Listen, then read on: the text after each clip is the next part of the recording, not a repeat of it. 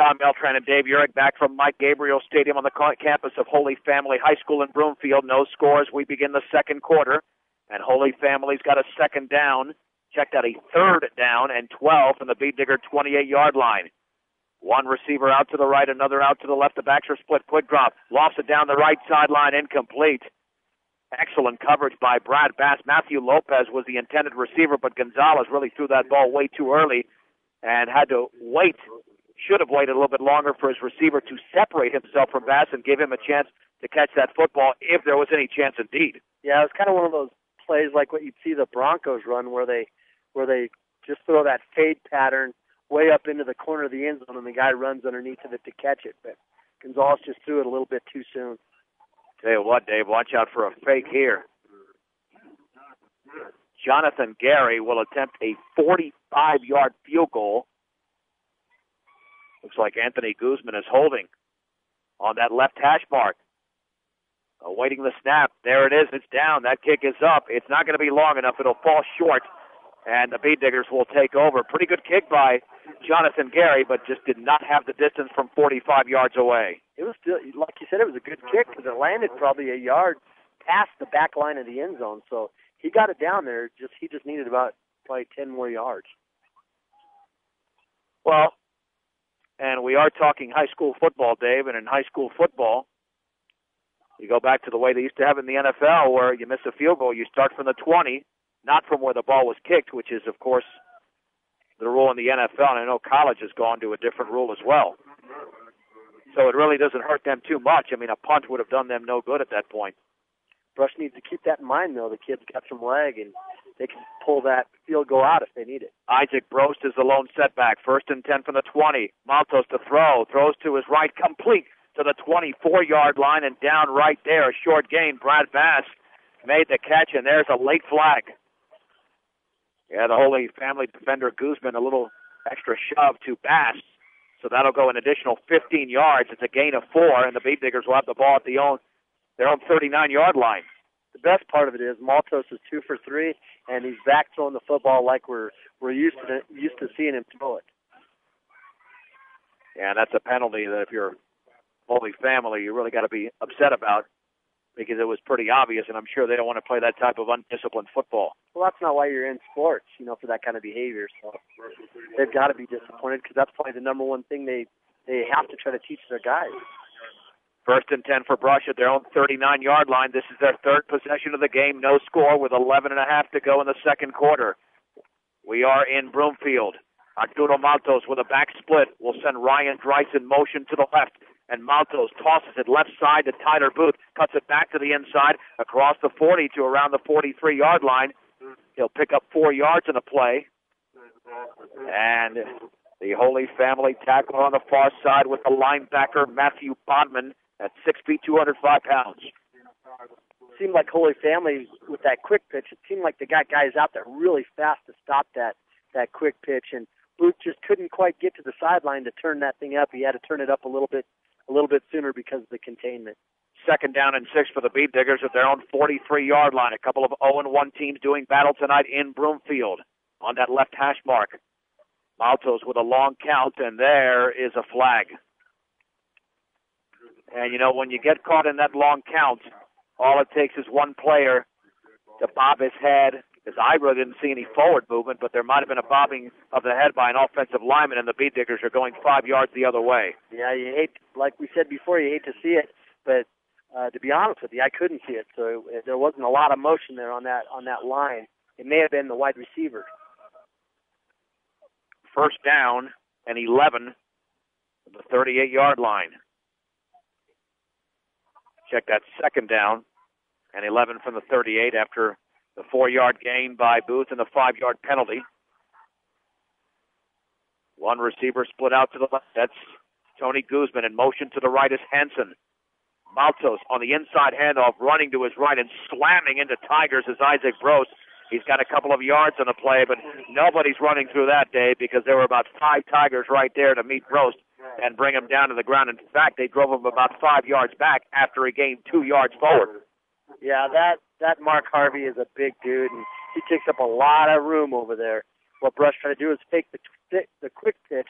They set it up with the play before, where they faked the handoff with that off tackle to Brost, and then they pitched it to Booth. That time they faked it to Booth and went ahead and handed it to Brost, but Harvey's just so big. He's standing right there and made the catch.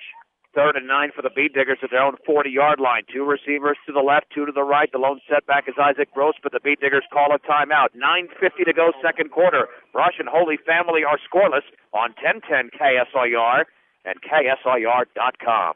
The Beet Diggers just called their first timeout. I'm John Beltran with Dave Urig. We're at Holy Family High School at Mike Gabriel Stadium in Broomfield.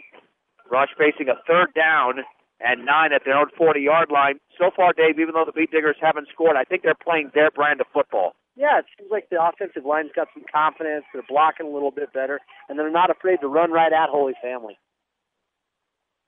2 receivers out to each side.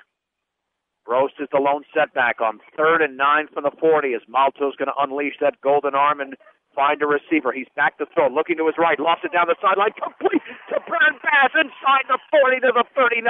It's a gain of 21 yards in the play, and actually that was C.J. Kukas out on the right sideline, a 6 instead of a 9, and the play works beautifully. Those numbers are hard to see, but what a great catch. You know, he reached up in the air, he caught the ball over his helmet, 2 hands, brought it down, and then he ran with it after that. So just good play and a good pass. Let me tell you, that's not an easy pass to make. The catch was a heck of a lot easier because it was thrown right to Kukas, but he ran an excellent route, Dave. It was a great route. He ran right down the sideline, and Maltos threw it over his outside shoulder, which is exactly where he has to throw it if he wants to prevent an interception. So 1st and 10 for the Beet Diggers at the Holy Family 39. Maltos throws it out in the left flat. That is complete to Brad Bass this time, and he's shoved down at the 35-yard line, and he will gain 4 yards on the play. The tackle was made by Joe Summers, the 6', 180-pound junior defensive back. The passing game is working very nicely. Yeah, it is, and they're coming right after him. Holy Family's in a 5-2 defense, 5 defensive linemen, and those 2 linebackers right there in the middle, and they're having to settle down and figure out who's got what area and what area they have coverage on.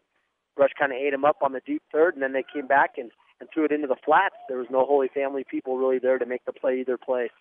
On 2nd down and 6 from the Holy Family 35, everybody bunched in tight, and there's the bootleg. Maltos running to his right. He's got blockers in front of him. He swings it to the outside, inside the 35, down to the 32-yard line before he's brought down to the ground by a couple of Tigers, including Thomas Lambert once again, the 5'9", 155-pound junior, but it is a gain of 3 for Arturo Maltos, who gets up a little bit slowly. Probably not the gain that Brush was really hoping for. They had the blockers out there. Holy Family showed a lot of speed, and Brush needed just their guard that pulled out there. They needed him to hold that block on that outside defensive end for just one more millisecond, and he just couldn't hold it. The defensive end cleared the block and went out there and strung it to the sideline and tackled Malton. However, it was enough to set up a 3rd and short, 3rd and 3 at the 32. 8:10 to go, second quarter. No score between the Beet Diggers and Holy Family Tigers. Backs in the I formation, handoff to the deep back, Booth up the middle, first down, driving inside the 30 to the 26. We'll give them 6 yards in the play, and the Brush Beet Digger drive continues.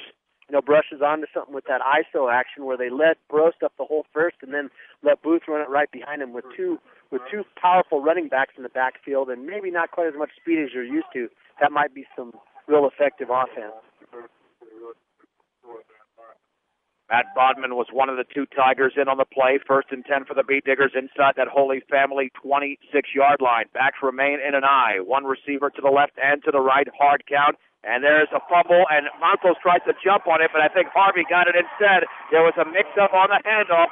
The Beet Diggers have fumbled the football away, and Holy Family will have possession deep in their own territory. And indeed, it was the big man, Mark Harvey, who comes up with a fumble for Holy Family, a crucial turnover for Brush.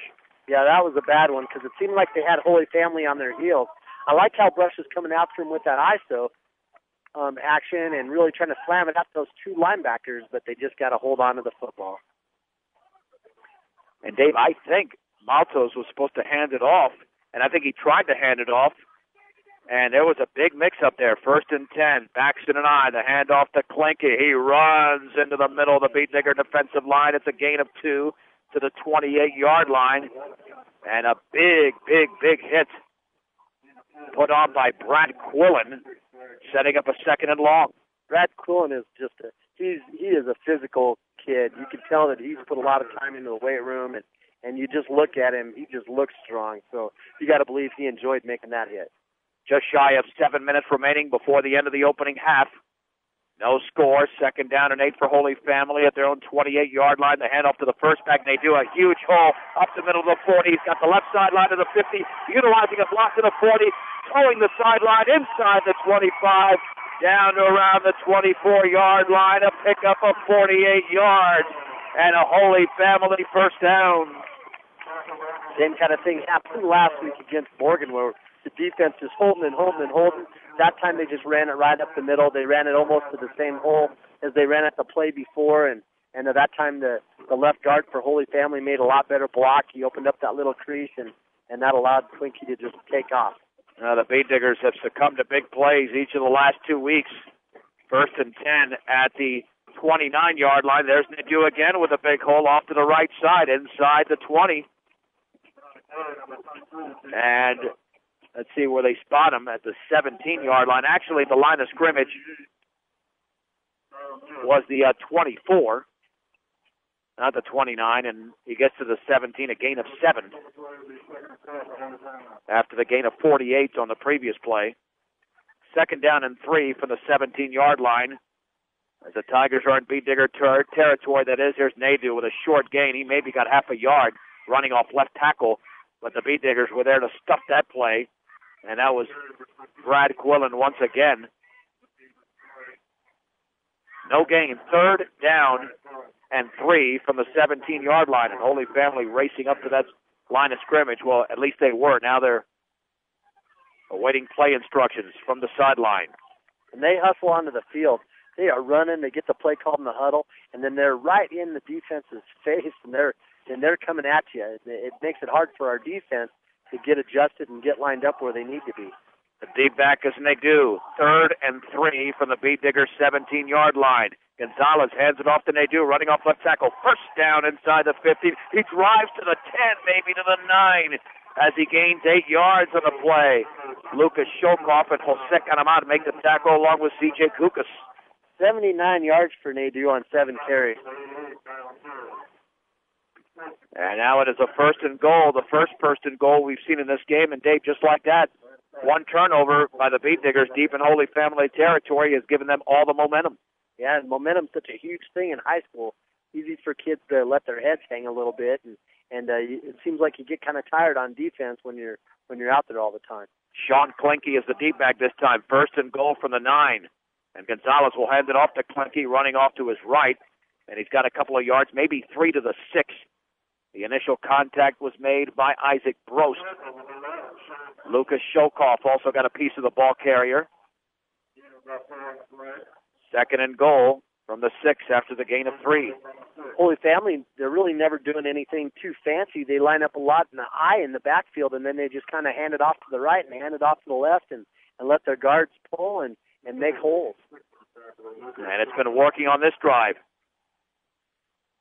You've got 2 off to the left of the quarterback in the backfield, and the deep back is Klinke. He'll have the football, and he runs to his left, and he's down. He might have lost yardage. He ran into the back of one of his linemen, and all of a sudden Brost came in, along with Tyler Booth, and tackled him at around the 7 for a loss of 1.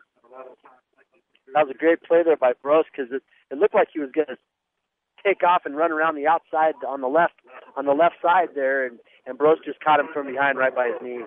Yeah, he lost 2 yards in the play. Third and goal from the 8-yard line. Holy Family lining up on that left hash mark, and the 2 receivers are split out to the right with a back split. Jake Gonzalez on third down, rolls to his right, wants to throw, throws in a run, underneath, complete to Klinke at the 5, and he stutters his way to around the 2, maybe the 1. Close to that goal line, but Brad Bass was up there to bring him down. And it's a gain of 7, fourth and goal just outside the 1. That was Gonzalez's first completion on the night. Looks like Holy Family along that right hash mark is going to go for it with 3:13 to go, no score, second quarter. And they are just shy of the 1-yard line, fourth and goal. The deep back is Casey Nadeau. On fourth down, Gonzalez has the football. He'll hand it off to Nadeau, running to his right, and he lunges. He's in just over the goal line for a touchdown. Brad Bass thought that he had Nadeau stopped along with the rest of the Beat Diggers, and Nadeau scores. And with 2:55 to go before the break, Holy Family is on the scoreboard first. They lead 6-0. Brush stopped him right there at the line of scrimmage, but it looked like Holy Family just had a couple more linemen in there driving their feet, just a little bit more power. Brush couldn't stop him. He only scored a touchdown, looked like by a couple of inches. Jonathan Gary to attempt the extra point. Awaiting the snap, there it is. It's down, the kick is up, it's very high, and it's very good. 2:55 to go, second quarter, Holy Family 7, Brush nothing on 1010 KSIR and KSIR.com.